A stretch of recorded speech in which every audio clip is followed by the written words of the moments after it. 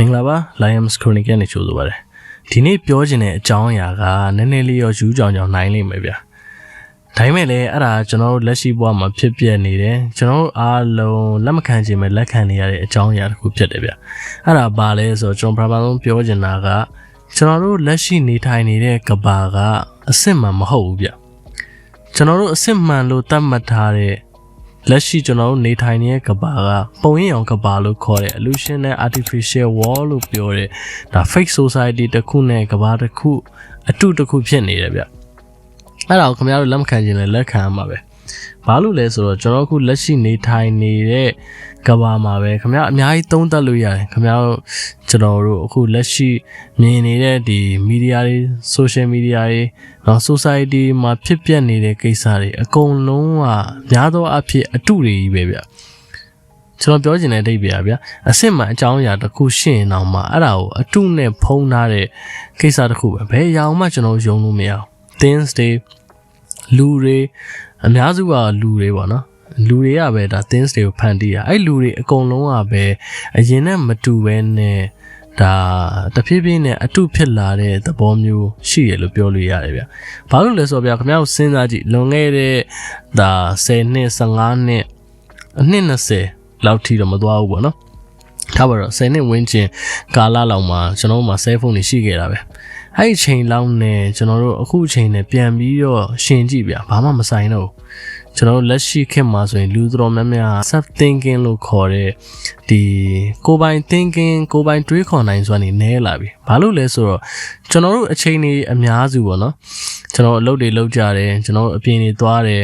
ဒါပေမဲ့ကျွန်တော်အားလက်ချိန်တော်တော်များများကျွန်တော်တို့ရဲ့ကိုယ်ပိုင်အချိန်တွေတော်တော်များများဒီ social media နဲ့ပဲအချိန်ကုန်နေကြတဲ့လူတွေများတယ်ဗျအဲ့တော့ဒီ social media မှာမြင်နေတဲ့အရာတွေအကုန်လုံးကျွန်တော်တို့အုံနောက်ကကျွန်တော်တို့မသိစိတ်တွေကျွန်တော်တို့မသိရဲ့ brain တွေတချို့အခန်းကဏ္ဍတွေอ่ะကျွန်တော်တို့မသိလိုက်ဖဲနဲ့ automatically inspire လုပ်နေတာရှိရဗျ automatically သိမ်းနေတာရှိရအမိုက်တွေကျွန်တော်ဗျာအခု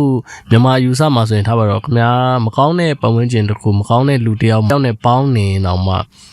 ခင်ဗျားကိုယ်တိုင်မယူဘူးဆိုရင်တော့မှသူ့ဘာသူနည်းနည်းချင်းစီတော့ကျွန်တော်တို့မသိတဲ့စိတ်တွေကျွန်တော်တို့မသိတဲ့ brain တွေအဲ့ဒါတွေကိုသိမ်းနေတာဗျအဲ့အမိုက်တွေကိုသိမ်းနေတာပေါ့နော်အဲ့လိုမျိုးပဲအခုလက်ရှိခေတ်မှာဖြစ်နေတာကျွန်တော်တို့လွန်ခဲ့တဲ့ဒီထားပါတော့9နှစ်10နှစ်နဲ့နှိုင်းယှဉ်ကြည့်မယ်ဆိုရင်တော့မှအဲ့ခေတ်မှာကျွန်တော်မရည်ရတဲ့ဟာသားတွေ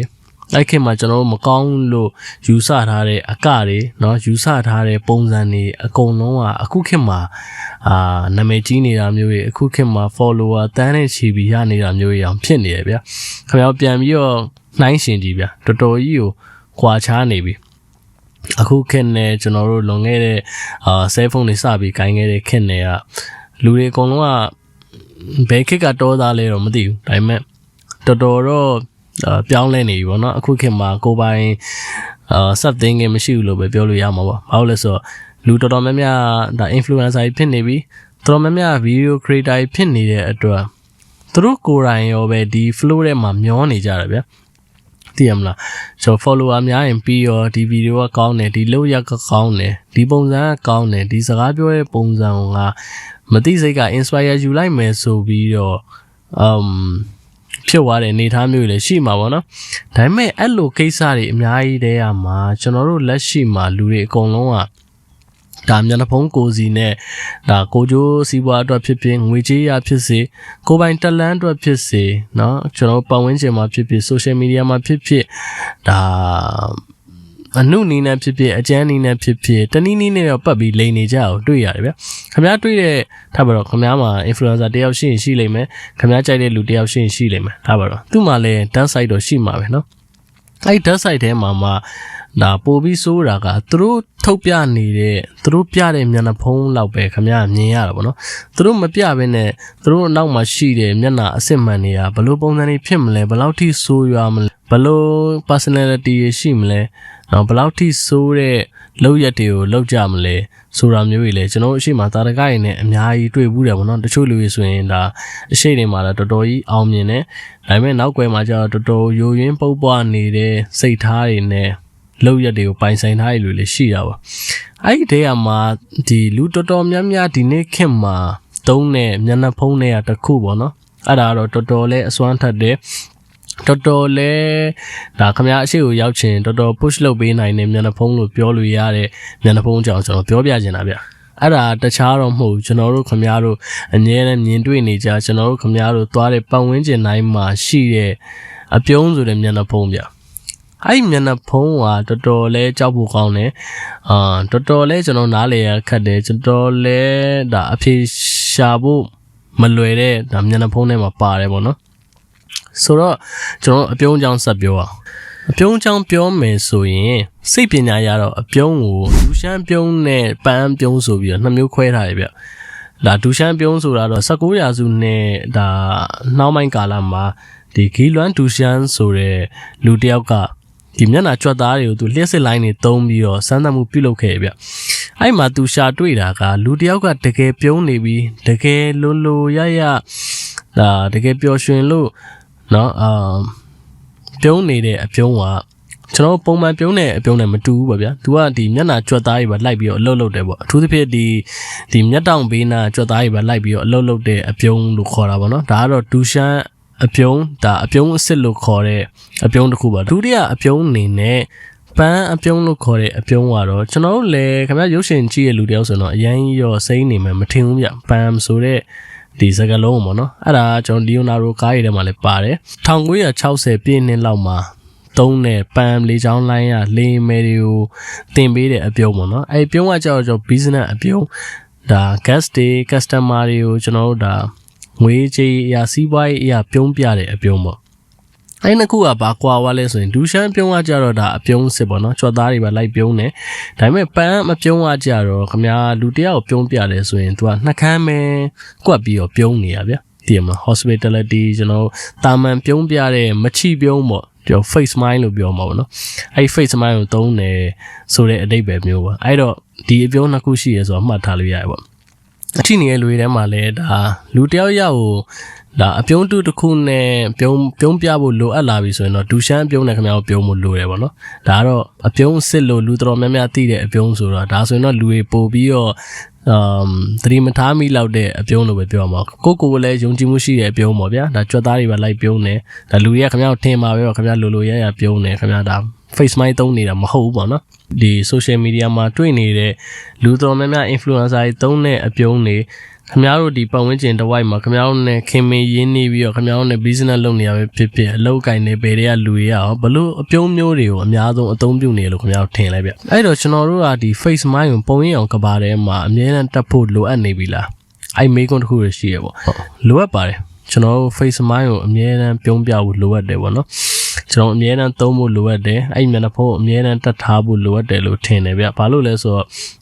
face smile face hospitality အကြောင်းပြောရမယ်ဆိုရင်တော့ကျွန်တော်တမိုင်းမှာထူးထူးခြားခြားဒါဖြစ်ပျက်ခဲ့တဲ့တမိုင်းတွင်ခဲ့တဲ့ကိစ္စလေးတစ်ခုနဲ့တွားပြီးတော့ဆက်ဆက်မှာပဲပေါ့အဲ့ဒါတော့ Pottingen Village လို့ခေါ်တဲ့ဒီ Pottingen ရွာလေးရဲ့အကြောင်းပေါ့1989ခုနှစ်မှာကျွန်တော်ဒီရုရှားနိုင်ငံရဲ့ဘုရင်မကြီးဒီကက်သရင်းက Crimea ဒေသစီကိုခီးထွက်ခဲ့ပေါ့အဲ့ Crimea ဒေသကိုခီးထွက်တဲ့အချိန်မှာအဲ့ဒေသရဲ့အုပ်ချုပ်ရေးမှူး Grigory Potemkin ဆိုတဲ့လူရှိရပါတော့အဲ့လူကသူကအုံနောက်တော်တော်ပြေးတာဗျသူ့မှာ fake hospitality face smile နဲ့ပတ်သက်ပြီးတော့လေတော်တော်ကျွဲဟွားတဲ့လူလို့ပြောလို့ရတာပေါ့နော်သူကဘင်းမာကြီးဒီကိုခီးထွက်လာတဲ့သတင်းလဲကြားရောဒီသူ့ဒေသလက်အောက်မှာရှိနေတဲ့ရွာတွေအကုန်လုံးသူကဒီရိုက်ကွင်းမှာတုံးနေထားပါတော့ဗျာဟိုတဲအတူတွေသိရမလား background အတူတွေဘာတွေနဲ့တေးကြကြ shining wine လောက်ထားတာပေါ့ဗျာဒါသူ့ရဲ့အကြံကတော့ဘင်းမာကြီးဒီကိုရောက်လာတဲ့အချိန်တိုင်းဒါ impression ကောင်းအောင်ပေါ့ဗျာသူ့ထင်သွားအောင်ပေါ့သူ့ရဲ့သူဒီဒေတာမှာအုပ်ချုပ်နေတာဘယ်လောက်ကောင်းလဲသူ့လက်အောက်ကဒေတာရဲ့ဘယ်လောက်ထိဖွံ့ဖြိုးတိုးတက်နေပါတယ်ဆိုပြီးတော့ဘင်းမာကြီးကိုပြချင်တာပေါ့ပြီးတော့ဘင်းမာကြီးအဲ့ကိုရောက်လာတဲ့အချိန်မှာလဲဒီဒေတာမှာနေထိုင်နေတဲ့လူတွေကိုသူက wis ကောင်းစားလာတွေဝစ်ပေးထားတယ်ပြီးတော့ဘင်းမာကြီးလာတဲ့အချိန်မှာလဲဒါ face smile တွေကိုသုံးရမယ်ပေါ့ fake hospitality ကိုသုံးရမယ်ပြုံးပြရမယ်ဒါ face smile သုံးရမယ်နော်ဝမ်းသာပီတိဖြစ်တဲ့ရုပ်တွေနဲ့နေရမယ်ပေါ့ဒီအဲ့ရလူတွေကလည်းဒါအသက်အန္တရာယ်ကိုစိုးရင်ရတဲ့အနေအထားဆိုတော့ဗျအကုန်လုံးကဒါမချစ်တင်ငယ်ပြုံးရတာပေါ့နော်အဲ့တုန်းကအပြုံးကတော့ သူတို့ပြောပြချက်ဆရာဆိုရင်တော်တော်ကြီးကိုတနာဖို့ကောင်းတဲ့အပြုံးလို့ပြောလို့ရပါတော့သူတို့ငတ်ငတ်ပြက်ပြက်နဲ့ဒီ data မဖွင့်ပြိုးမဲ့စင်းစင်းရဲရဲနဲ့နေခဲ့ရတဲ့လူတွေကဒီ face mind တွေကိုသုံးကြရတာပေါ့နော်အဲ့ဒီအချိန်မှာအဲ့မှာပြေးမှာကြီးကထင်သွားတာဒီ data ဟောဒီ protein ရဲ့လက်အောက်မှာတော်တော်ကြီးကိုဖွင့်ပြိုးနေပါလားနောက် data တစ်ခုကိုသွားစစ်တော့လဲနောက် data တစ်ခုကအဲ့တိုင်းပဲသူကဆက်လုပ်ထားတော့အကုန်လုံးကိုလှည့်ပတ်ခီးသွားပြီးတဲ့အချိန်မှာတော့ဒါဘင်းမာကြီးကပိုတင်ငင်ကိုအရန်ယုံစားသွားပြီးတော့ဒီ Prince ယာဒူးတွေယာဒူးစည်းစိမ်တွေကိုပါထပ်ပြီးချင်းမရလောက်တဲ့အထီပိုတင်ငင်ကနေရာရသွားရောအဲ့တော့ကျွန်တော်တို့လက်ရှိဘဝမှာရောကျွန်တော်တို့ဒီ face mind ကိုမသုံးလို့မရဘူးဆိုတော့တာတကလေးကဒီကနေကျွန်တော်တို့ဥပမာယူလို့ရရပါတော့ပြီးတော့ဒီ American စိတ်ပညာရှင် Paul Ekman လည်းလူတွေရဲ့မျက်နှာ1000ကျော်လောက်သူကဒီ micro expression လို့ခေါ်တဲ့ဒီခွဲခြမ်းစိတ်ဖြာပြီးတော့အသေးစိတ်ခွဲခြမ်းစိတ်ဖြာတဲ့အချိန်မှာတော့ဒီသူရှာတွေ့တာကလူတယောက်ကတခြားလူတယောက်မနာလိုတဲ့အချိန်ကျရင်သူ့ရဲ့ဒီမျက်တောင်အခက်တွေသူ့ရဲ့ပုံမှန်ဒီမျက်နှာကြွက်သားတွေကအစားပုံမှန်လူတယောက်နဲ့မတူတော့ဘူးပေါ့ဗျာဒီနှာခေါင်းရှုံတာတွေအသက်ရှူတဲ့ပုံစံတွေကအစားပြောင်းလဲသွားတယ်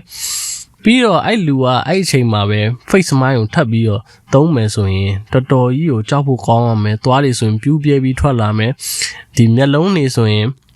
ကျွန်တော်ပုံမှန်မျက်လုံးခတ်တာနဲ့မတူတော့ဘူးเนาะဒီ